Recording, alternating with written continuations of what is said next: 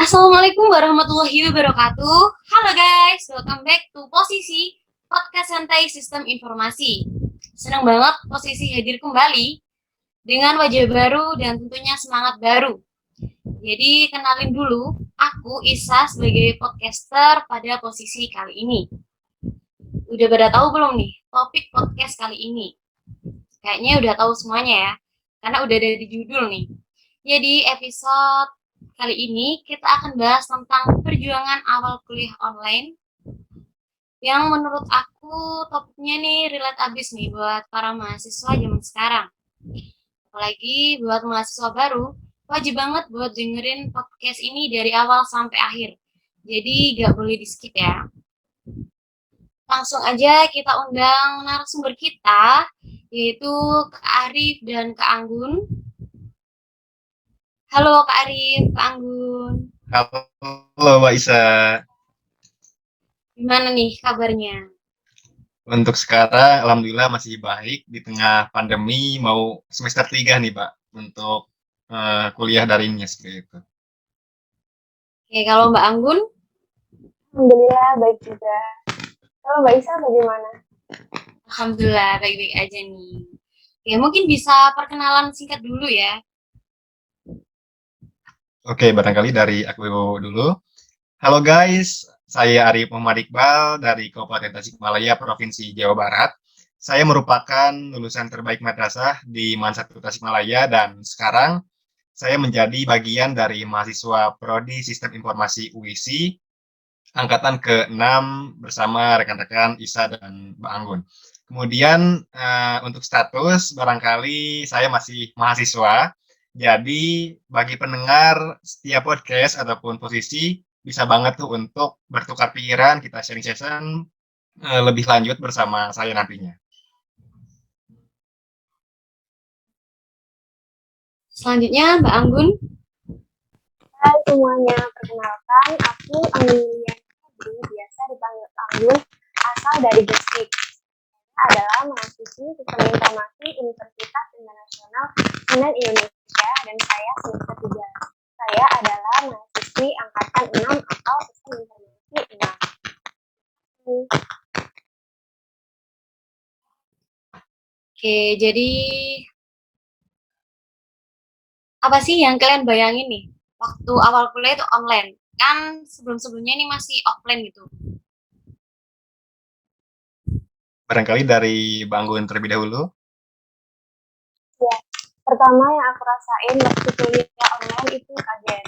Karena dari pengalaman kakak tingkat atau cerita itu kuliah online itu kayak enak gitu, nggak bisa ngerasain kayak bareng-bareng di kantin atau di kampus di perusahaan gitu.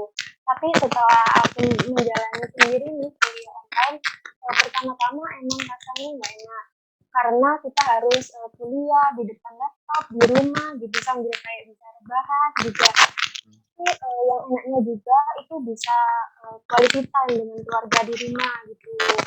Lalu untuk biasanya perkenalan dengan teman-teman itu juga perlu penyesuaian ya, karena kan kita dari berbagai daerah gitu.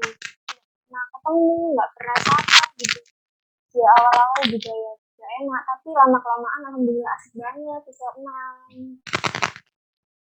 Baik, untuk aku sendiri sih, saya masih ingat saat itu kan saya masih kelas 12 SMA, sedang mengikuti kegiatan International Symposium di Istanbul, Turki pada saat itu. Kemudian saat saya sedang berada di sana, saya mendapat info nih untuk bahwa pembelajaran ataupun ujian nasional khususnya pada saat itu ditiadakan dan digantikan dengan pembelajaran daring di rumah. Meskipun pada saat itu ya butuh transisi untuk beralih dari pembelajaran tatap muka sampai pembelajaran daring seperti sekarang. Karena kan ada libur ataupun apalah, karena dunia sedang pandemi seperti itu. Kemudian saat itu saya bahagia sekali, jujur aja bahagia, bukan bahagia berarti karena pandeminya enggak. Siapa sih yang mau kan untuk pandemi kan enggak ada yang mau. Tapi istilahnya itu seperti my dream comes true. Mimpi saya tiba-tiba datang aja begitu aja. Gitu. Karena saya bahagia karena pembelajaran online ini. Dari dulu saya membayangkan sistem pembelajaran online, kemudian di mana menurut saya pribadi pada saat itu lebih fleksibel, kemudian sumber materi bisa diakses di mana saja. Bisa ada materi yang belum kita pahami, bisa cek rekamannya kembali, kemudian bisa diputar berulang-ulang, kemudian sampai materi itu kita paham seperti itu. Tapi ternyata tak seindah apa yang dibayangkan, Mbak Isa. Di mana mulai dari kuota, kemudian sinyal, kemudian kebisingan rumah yang menjadi campur aduk menjadi sebuah tantangan untuk saya pribadi untuk bisa kuliah online seperti itu, Mbak Isa.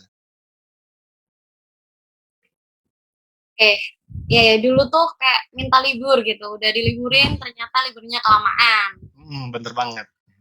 Kayak yang dibilang Mbak Alun tadi kan gak bisa kumpul-kumpul gitu sama teman. Terus gimana sih cara kalian kenalan, terus akrab sama teman-teman via online nih? Barangkali dari Siapa aku dulu? dulu. Nah, untuk pertanyaan ini menarik sekali nih. Mengingat sebagai angkatan pertama yang kuliah online, tentunya kita sebagai mahasiswa yang belum pernah datang ke kampus sama sekali, belum pernah tahu nih ataupun lihat bangunan kampus melalui uh, langsung, tetapi hanya melalui foto ataupun video, rasanya mustahil gitu kan untuk bisa berkenalan dengan orang-orang ataupun dengan rekan-rekan baru, dengan dosen yang mungkin sebelumnya belum pernah kita temui gitu kan. Meskipun itu prodi ataupun sekampus. Butuh effort, butuh usaha yang luar biasa untuk menyatukan chemistry sebagai angkatan pertama kuliah online. Oke lah untuk rekan-rekan yang rumahnya berdekatan bisa janjian ataupun untuk berkumpul kan gitu. Tapi saya sebagai salah satu mahasiswa yang domisilinya jauh, kampus di Gresik, saya di Tasikmalaya, terpacu untuk lebih dekat dengan mereka gitu kan, dengan rekan-rekan prodi ataupun kampus. Mulai dari pendekatan melalui dibuatkan grup oleh kampus ataupun prodi ataupun himpunan, kemudian nantinya setelah buatan grup WhatsApp nanti bisa saling follow-followan di Instagram, kemudian beralih nantinya ke chat personal WhatsApp. Sekali ya bertemu via virtual via Meet seperti ini kan gitu. Menjadi hal baru yang harus dibiasakan saat itu juga. Memang untuk awal-awal ya pada diem-dieman, kan ada yang kok ini gak asik banget sih orang kan gitu. Kemudian ada yang susah dihubungi, kemudian ngobrol seperlunya, ada juga yang hiperaktif, aktif banget untuk ngobrol, untuk nanya kan gitu. Karena saat itu kita belum tahu nih karakter masing-masing kan gitu. Tapi lambat laun kita mencoba untuk mengenal masing-masing, kemudian mencoba untuk saling memahami. Jadi, jika ditanya bagaimana caranya bisa akrab, menurut saya pribadi butuh waktu yang cukup untuk bisa menyatukan chemistry masing-masing.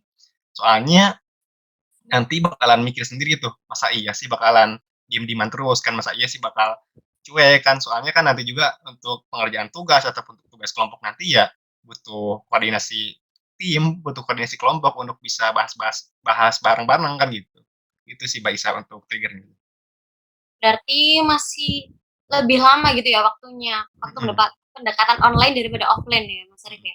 Kemudian, berhubung saya juga kan ini bukan bukan Sarah ataupun apa, untuk kampus kan di Jawa kan, untuk saya dari Sunda jadi ya butuh penyesuaian, adat sendiri ya, Bahasa butuh Jawanya gitu ya? budaya kan gitu, gitu sih untuk itunya tantangannya. Ya mungkin bisa dilanjut Mbak Anggun. Ya, kalau aku ya, waktu pertama kan ada grup tuh ya, Discord gitu. Awalnya sih kaget, itu grup udah rame banget. Dan aku tuh bingung, kayak awal-awal itu mau balas apa, takut dikacangin. Terus aku juga, terutama nih bagi yang cewek ya, yang temen aku siswa 6, itu aku chat pribadi, kayak aku chat gitu, halo, salam kenal gitu. Aku Anggun gitu. Terus dia juga kayak memperkenalkan dirinya Bali gitu. Terus kayak dia juga kayak bilang aku dari Mojokerto gitu. Terus nggak lama kemudian juga sama yang dibilang Sarif kan Instagram gitu ya, follow-followan gitu. Lalu setelah awal-awal perkuliahan dimulai, itu kalau misalnya ada tugas atau apa gitu, ya kita kayak saling tanya gitu, kayak kamu tugas ini udah selesai apa belum gitu, kayak misalnya kamu udah ngumpulin nggak, ya saling ngetin. Kalau misal deadline-nya udah mepet ya kita saling ngetin gitu. Memang sih kalau awal-awal cuma chat sekedarnya nanya tugas gitu kalau awal-awal sih, tapi lama kelamaan kita kayak misal ada tugas nih yang susah banget misal, itu kita adain meet. Dulu kan sering ya kita sering kayak meet gitu sampai malam pagi banget gitu ya gitu. Dari situ kayak mulai kayak saling bercerita kayak cerita dulu kayak gini.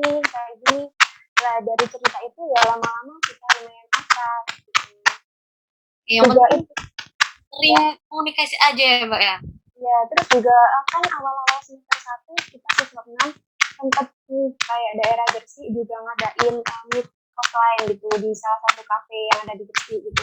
Awalnya sih kayak malu banget ya, kayak ini namanya siapa sih, kayak pasti gitu kan, kayak di meet atau di Zoom kita memang tahu nih wajahnya, tapi kan waktu itu waktu pertama meet offline kan pakai masker ya, jadi nggak tahu kalau ini misalnya namanya Arif, ini namanya Isa gitu, jadi kayak ini siapa gitu, kayak ya ngomong sih ya ngomong, cuma ya nggak terlalu banyak gitu, tapi lama-lama ya akrab banget. Oke.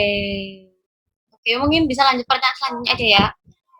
Menurut kalian, kalau ketika pertama kali kuliah online, yang sebelumnya nggak pernah sama sekali nih, sama menegangkan nggak? Apalagi kalau berhadapan sama dosen.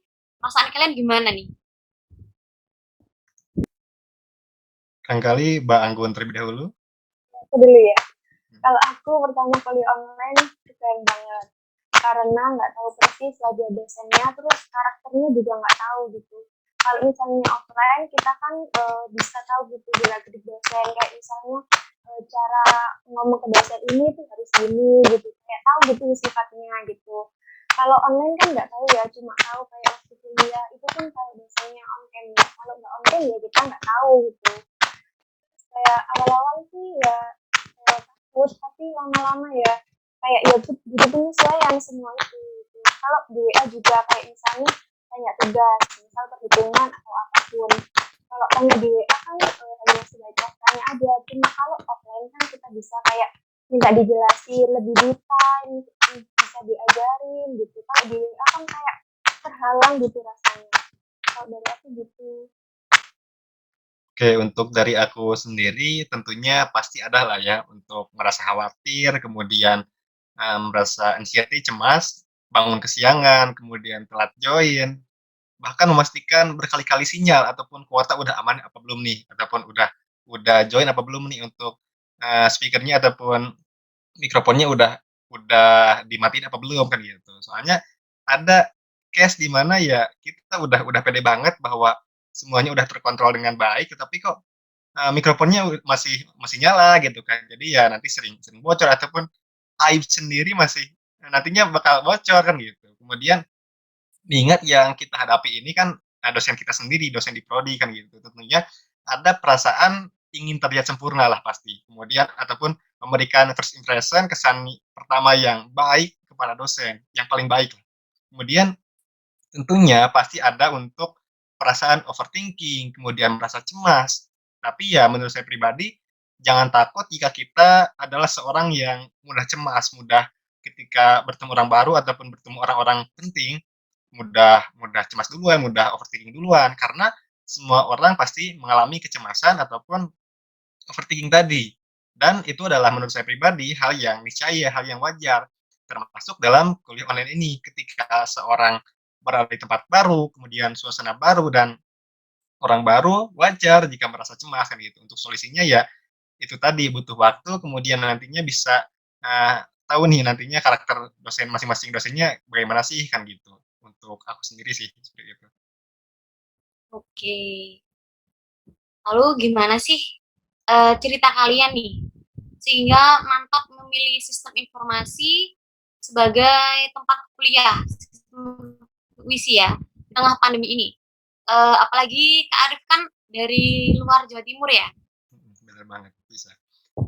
Perlu diketahui sih tadi sebenarnya pas tadi cerita udah dibahas, tapi ya lebih memperjelas lagi mengingat saya merupakan tadi kan lulusan madrasah di daerah saya yang terintegrasi dengan pesantren. Itu artinya ya saya pada saat itu jujur jujur aja kan gaptek perihal teknologi untuk gimana sih cara cara join Zoom ataupun cara pasang ganti background ataupun lain sebagainya kan gitu. Kemudian depan gadget paling bisa pada saat itu hanya 1 minggu sekali, paling lama ya 2 minggu ataupun 1 bulan sekali itu untung kan gitu. Kemudian pertanyaannya, mana mungkin saya bisa berkuliah di sistem informasi UISI yang notabene belajar IT kan gitu, yang nantinya terintegrasi dengan manajemen dan bisnis. Kemudian setelah saya lulus sekolah, saya melakukan riset prodi dan universitas apa nih yang cocok untuk bisa survive di tengah pandemi. Karena jujur aja pada saat itu hasil riset pas sebelum kelas 11 ataupun nanti pas kelas 12, daftar prodi ataupun univ yang cocok menurut saya pribadi gagal total karena dunia mengalami perubahan yang cepat.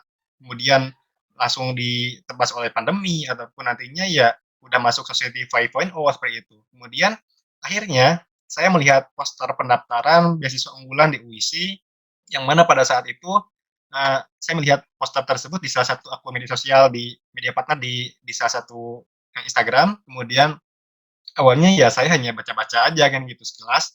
Ya awalnya nggak tertarik kan gitu, cuma oke lah, cuma numpang di beranda, kemudian scroll-scroll gitu.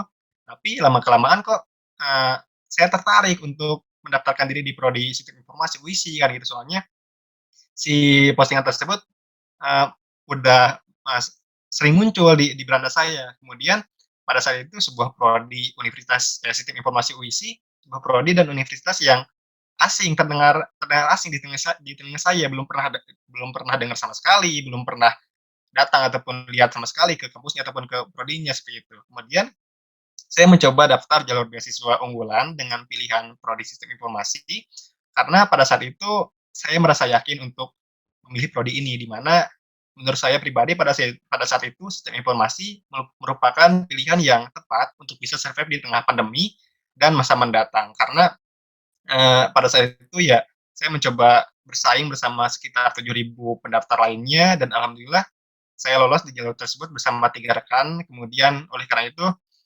bagi adik-adik SMA yang tahun ini mungkin akan melanjutkan studi ke perguruan tinggi melalui jalur beasiswa. Kemudian di UISI sendiri sebenarnya terdapat beasiswa APT BUMN, kemudian beasiswa kuliah, kemudian beasiswa ongoing, semisal nanti udah kuliah, kemudian nanti bisa mengajukan beasiswa, ya bisa menjadi referensi untuk ditawarkan UISI kepada adik-adik bisa kuliah lah seperti itu.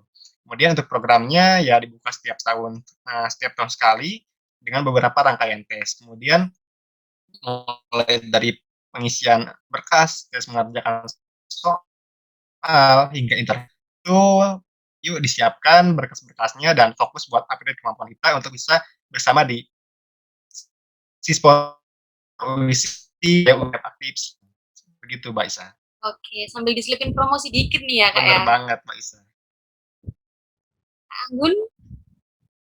Ya, kalau dari aku ya, dulu waktu SMA itu pengen banget kayak punya angan-angan gitu masuk ke perguruan tinggi negeri. Ya itu memang cita-cita semua mahasiswa kayak. Terus udah nyoba nih salah satu untuk jalur masuk ke perguruan tinggi negeri. Tapi di situ nggak lolos. Ya bukan rezeki sih. Terus kan aku juga pengen sih coba-coba lagi untuk masuk ke jalur yang lain gitu loh, jalur lain. Tetapi sebelum itu juga udah sharing-sharing gitu sama orang tua, ini anaknya gimana. Dan saran dari orang tuaku itu memang aku difokuskan untuk kuliah di Gresik aja gitu. Jadi nggak boleh kayak keluar-luar kota gitu. Kalau di Gresik kan bisa pulang gitu setiap hari. Kalau biar di luar kota kan kayak ngekos dan lain-lain gitu. Terus waktu itu memang ada beberapa universitas ya di Gresik. Kayak aku juga tanya-tanya ke teman, ke saudara gitu. Dan banyak tetangga aku nih di desa aku tuh juga yang daftar di UISI gitu. Terus kayak orang tua aku tuh kayak daftar di UISI aja gitu. Kayak UISI tuh banyak temennya di sini gitu. Akhirnya ya aku coba daftar. Memang waktu daftar ke PTN itu memang aku ambil sistem informasi, jurusan sistem informasi, tapi nggak lolos. Dan akhirnya di Gresik ada di UISI ya, akhirnya ambil di UISI gitu. Ternyata ya enak juga kuliah di UISI. Kalau cerita aku kayak gitu. Berarti kalau dari Kak Anggun emang dari dulu pengen di sistem informasi ya? Ya, dari dulu memang pengen di sistem informasi. Dari kalian sendiri nih, ada nggak sih hal yang menguntungkan atau bisa juga berkah dari pelaksanaan kuliah online dalam urusan lain nih? Jadi selain di perkuliahan, dapat pacar online misalnya, Mungkin dari Kak Anggun. Ya, kalau aku dulu ya, keuntungannya itu kayaknya bisa quality time sama keluarga. Ada sedikit cerita nih ya, jadi waktu SMA ini kan sekolah SMA ini full day ya, dari hari Senin sampai Jumat gitu. Terus dari pagi jam 7 kurang itu udah masuk sampai jam 3 pulangnya. Lalu jam 3 sampai jam 5 itu di sekolah ada bimbel gitu loh, kayak bimbel-bimbel gitu. Nah, pulangnya itu jam 5. Terus juga aku tuh kalau malam itu ikut kayak bimbel di luar jam sekolah gitu, kayak les gitu ya bahasanya kalau di sini gitu. Ikut les, jadi dari jam 7 sampai jam 9. Jadi kayak sampai di rumah itu kira-kira jam setengah 10. Jadi pulang ke rumah itu hanya tidur gitu, istilahnya numpang tidur aja gitu di rumah. Jadi kayak paginya berangkat pagi ya pulang jam 10 lagi atau setengah 10 gitu. Terus Sabtunya juga aku tuh ada ekstra itu. Jadi ekstranya tuh tiap hari Sabtu siang sampai sore. Jadi kalau hari Minggu tuh kayak ngerjain tugas atau belajar kelompok. Jadi kan kayak aku tuh kayak merasa bersalah gitu, kayak kok nggak pernah di rumah ya gitu. Aku selalu dari SMA itu gitu sampai mikir kapan ya waktunya libur gitu. Alhamdulillah gara-gara pandemi ya ada menguntungkan ada yang nggak menguntungkan. Kalau aku sih menguntungkan karena bisa di rumah gitu, kayak aku tuh ngerasain oh gini ya aktivitas di rumah. Kalau pagi biasanya aku pagi sekali berangkat sekolah pagi terus pulang malam, jadi aku tuh bisa ngerasain kayak oh pagi di rumah tuh kayak gini enak ya suasananya tuh, jadi kayak enak gitu kualitasnya sama keluarga itu aduh, enak banget gitu. Oke, jadi Untuk lebih banyak waktu nih buat keluarga ya. bener Iya. banget. Untuk saya pribadi sih, tadi kembali ke tadi, lantas kenapa sih saya memilih sistem informasi UISI, padahal pada saat itu saya nggak punya basic IT, kemudian nggak ngerti sama sekali tentang dunia perkodingan, udah belibet lah seperti itu. Kemudian pada saat itu kan, tadi sudah disinggung sedikit mengenai pengalaman ketika kelas 12 mengikuti kegiatan International Symposium di Istanbul. Pada saat itu ketika sepulangnya dari sana, saya mendapatkan istilahnya, bukan gaji sih, lebih ke fee lagi, pendanaan untuk bisa pada saat itu ya dapat pendanaan, kemudian saya buka usaha percetakan pada saat itu. Kemudian pada saat semester 1 karena nggak punya basic IT sama sekali ya, saya terseok-seok kan, nggak paham nggak paham sama sekali tentang materinya, ini belajar apa, kemudian input ataupun output-nya buat buat apa, kan gitu. Kemudian suatu ketika, usaha percetakan yang tadi sepulangnya dari Istanbul tadi, memenangkan tender untuk pengadaan face shield dan masker sebanyak 10.000 unit dengan syarat harus diselesaikan dalam satu malam, kemudian menggunakan pelabelan satu persatu nama karyawan. Pada saat itu ya saya kayak maju mundur kena. Ketika saya mengambil, ya ini bingung 10.000 unit ketika harus diselesaikan dengan satu malam ya emang bisa kan gitu dengan karyawan yang terbatas lah pada saat itu. Kemudian ketika kita nggak ambil jobnya, ya ini kesempatan yang luar biasa kan gitu. Kemudian saya dilema banget pada saat itu. Kemudian dari sana saya bingung bagaimana sih caranya untuk proyek ini bisa selesai dengan satu malam dengan budget yang luar biasa pada saat itu. Kemudian untungnya pertolongan itu datang siangnya, siang hari sebelum sebelum tender ketika kelas pengantar sistem informasi, saya sempat mengikuti kelas tersebut, kemudian dosen memberikan materi mengenai mail merge ataupun pelabelan. Sebuah materi yang menurut saya pribadi pada saat itu dilihat sebagai problem solving project untuk pengadaan project saya seperti itu. Oke lah untuk beberapa rekan barangkali apa sih untuk pelabelan kan gampang, tapi kan saya kembali ke tadi, saya nggak ngerti sama sekali tentang IT seperti itu. Kemudian ketika saya mendapatkan permasalahan tentang pelabelan, kemudian di sistem informasi dibahas tentang pelabelan, ya kayak my dream comes true lagi kan gitu. Seperti, oh ini nih mimpi yang mungkin alasan ketika saya dituntun untuk bisa bergabung bersama keluarga besar sistem informasi UISI. Kemudian pada saat itu sorenya saya langsung bersama rekan-rekan mengerjakan proyek, kemudian nggak kenal tugas udah dikerjakan apa belum, kemudian tugas begadang apa belum, ngantuk apa enggak, kemudian ya singkatnya pada saat subuh tuh ya sudah selesai lah proyeknya sebelum deadline. Kemudian proyek sebuah mahakarya yang menurut saya pribadi 3 digit dengan keuntungan 2 digit ya, luar biasa banget lah untuk seorang semester 1 kan gitu.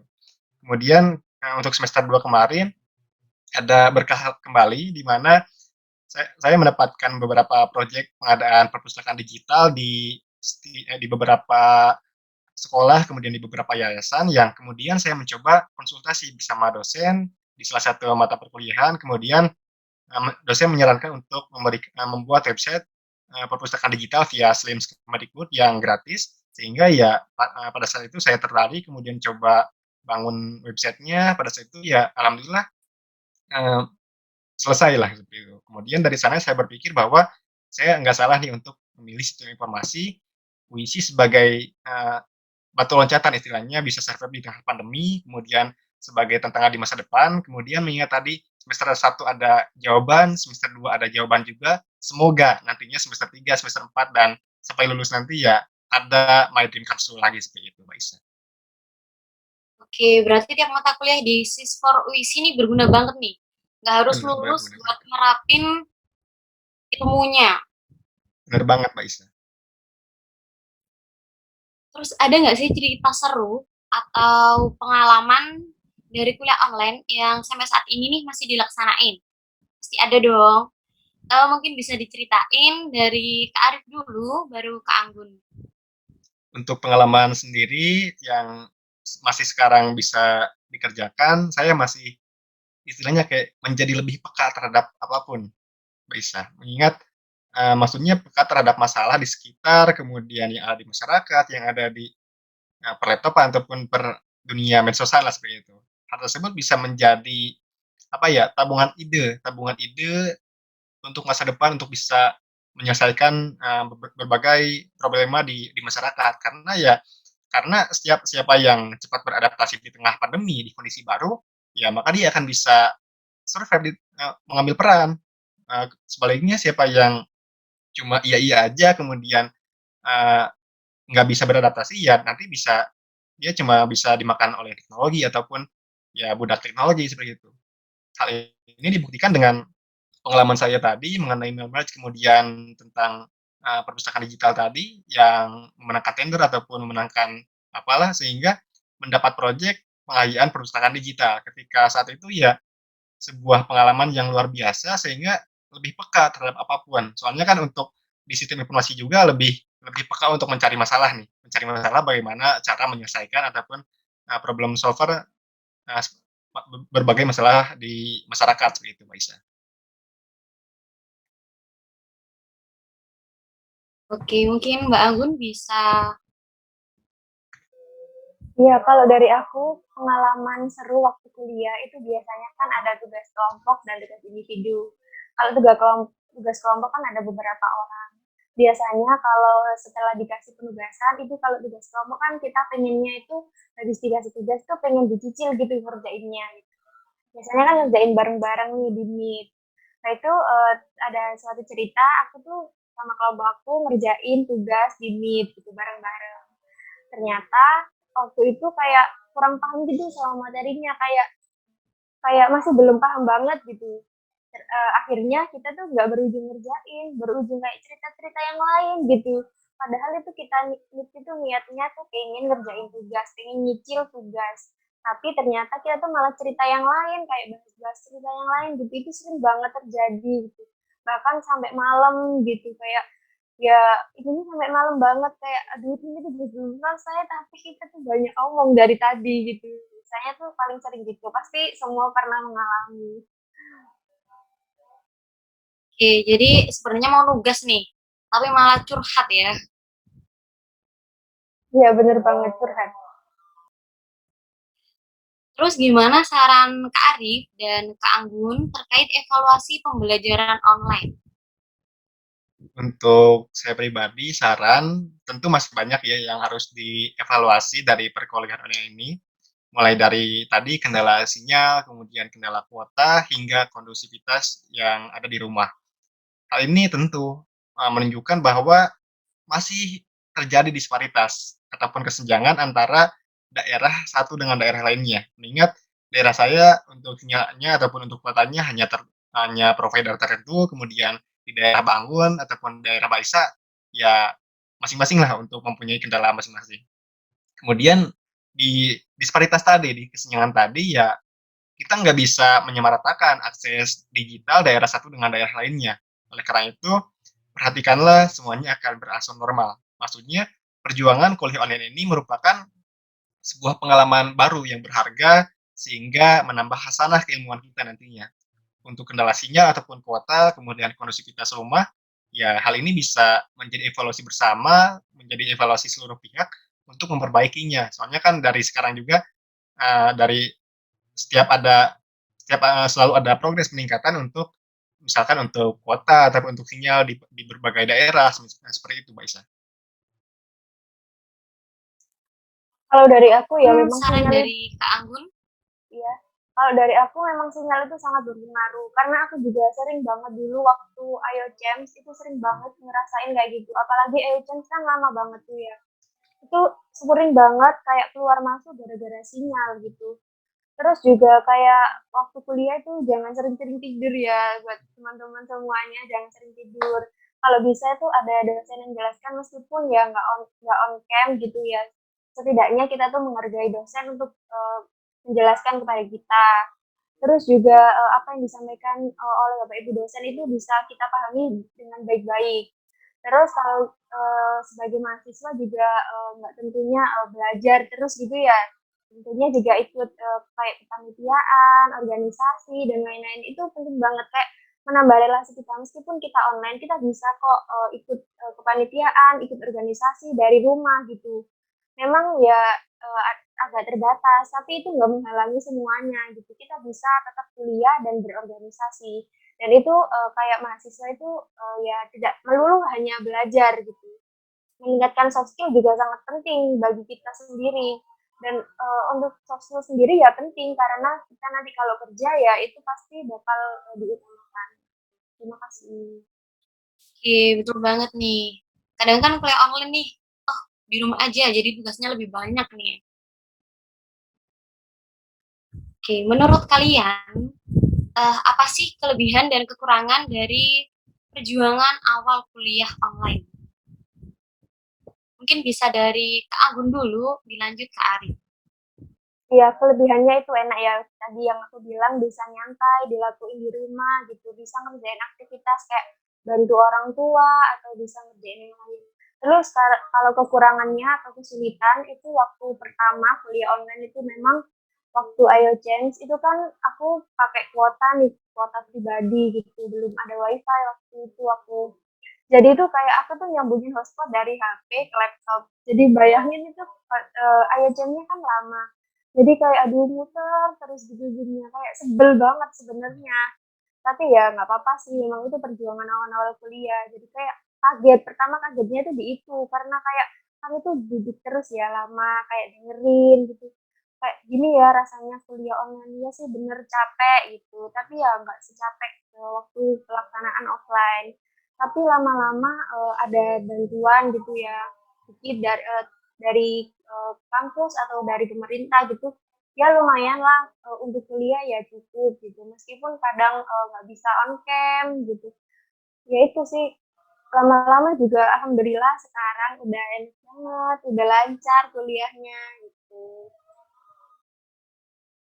Baik, untuk saya pribadi barangkali untuk kelebihan dari kuliah online, menurut perspektif saya lebih ke menghemat biaya sehari-hari sih. Misalnya kan kita bisa menghemat biaya makan, kemudian bayar kos, transportasi, kemudian lain sebagainya lah. Karena masih bisa berada di rumah, masih bisa istilahnya numpang kan dalam tanda kutip.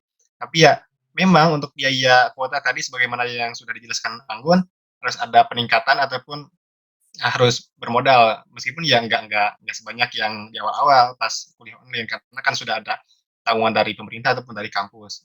Meskipun ada subsidi dari pemerintah ataupun kampus tadi. Kemudian selain itu kita juga bisa lebih fleksibel dalam mengerjakan hal lain misalnya. Kemudian selain kuliah kita bisa membantu orang tua tadi, kemudian bekerja ataupun lain sebagainya yang part time atau mempunyai usaha ataupun mempunyai kegiatan lain selain kuliah seperti itu. Kemudian tentu tak dapat dipungkiri bahwa ada sebagian mahasiswa yang kuliah sambil kerja tadi, kemudian ikut kegiatan, aktif organisasi, sampai ikutan lomba-lomba yang mungkin uh, harus ada awalnya harus harus ke tempatnya, sekarang hanya via virtual seperti itu. Kemudian dengan kuliah online ini biasanya setiap pembahasan selalu direkam. Jadi ya jika ada materi yang belum dipahami ya bisa bisa muter ulang lagi kan gitu untuk bisa kita paham materi tersebut. Atau bisa juga melihat referensi di berbagai sumber yang sehingga bisa semakin menambah wawasan masalah keilmuan kita. Kemudian adapun untuk kekurangannya mulai dari tadi kuota ataupun sinyal yang sering mengalami gangguan, kemudian kadang juga terjadi pemadaman berkala di daerah saya pribadi, kemudian hingga kebisingan di rumah menjadi salah satu kekurangan kuliah online ini. Mengingat ketika kuliah online ini efeknya untuk saya pribadi lebih lebih sensitif seperti itu ya, ketika ada gangguan sinyal ataupun ada bising dari di rumah ya kayak langsung mudah marah kan gitu. Jadi ya tapi untuk semakin ke sini lebih bisa kontrol emosinya ataupun bisa oke lah barangkali ini ya perubahan dari offline ke online seperti itu Mbak Isa. Oke, jadi udah nyaman kuliah online, aku masih pengen offline nih. Aduh, untuk kalau ditanya gitu sih lebih nyaman online kayaknya ya. Soalnya untuk tadi sih saya ketika offline lebih dari dulu tuh memimpikan online seperti itu Mbak Isa. Tapi ya itulah untuk kendalanya. Oke, terakhir nih, mungkin bisa kasih closing statement aja nih ya, biar teman-teman pada semangat. Dari Mbak Anggun terlebih dahulu barangkali. Iya, kalau dari aku, meskipun kuliah online, offline, online itu sama aja menurut aku. Tergantung tujuan dari mahasiswa itu sendiri. Kalau misal mahasiswa itu kayak niat sungguh-sungguh, itu pasti nanti akhirnya ya sama, kuliah online, offline ya sama gitu. Kalau dari aku ya tetap semangat, meskipun ada kendala kayak itu ya wajar aja gitu, kayak ada kendala. Ya pertama memang butuh penyesuaian, tapi lama-lama ya insya Allah bakal enak gitu. Kayak aku ya pernah merasakan gitu. Kalau dari aku gitu, tetap semangat. Untuk dari aku sendiri lebih ke beradaptasi dengan kuliah daring. Mengingat kan yang pertama ya kita bisa hadir tepat waktu. Bukan berarti kita ketika daring ini bisa leha-leha, kemudian bisa on cam ataupun off cam, bisa nanti ditinggal tidur ataupun tinggal main ataupun apalah seperti itu. Tetapi kita bisa mencoba untuk menciptakan suasana kuliah online yang baik seperti itu. Di mana ketika suasana kuliah yang baik ataupun kondusif tercipta, maka ya kita juga akan nyaman. Gitu. Berbeda halnya ketika suasana kuliah nggak kondusif, kemudian kitanya bad mood ataupun attitude-nya kurang kurang baik, ya bakalan kebawa sampai lulus bahkan ataupun sampai nanti di dunia kerja.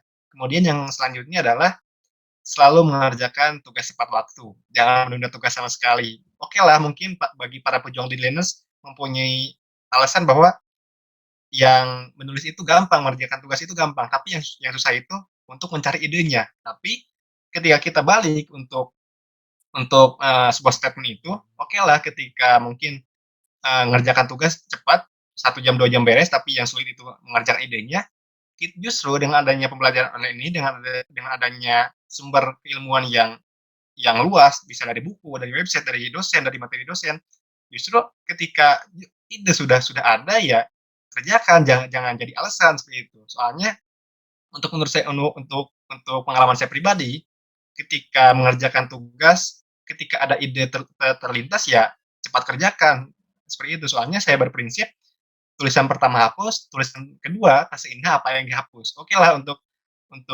kadang kan kita merasakan nih bahwa ada ketika terlintas, oh ya, kita punya ide untuk bikin sebuah proyek, tapi ketika kita leha-leha ataupun menunda proyek tersebut, ketika kita mau mengerjakan proyek selanjutnya di kemudian hari, kok kita lupa untuk bahas ide apa nih untuk tadi yang terlintas di pikiran kan sering begitu kan gitu.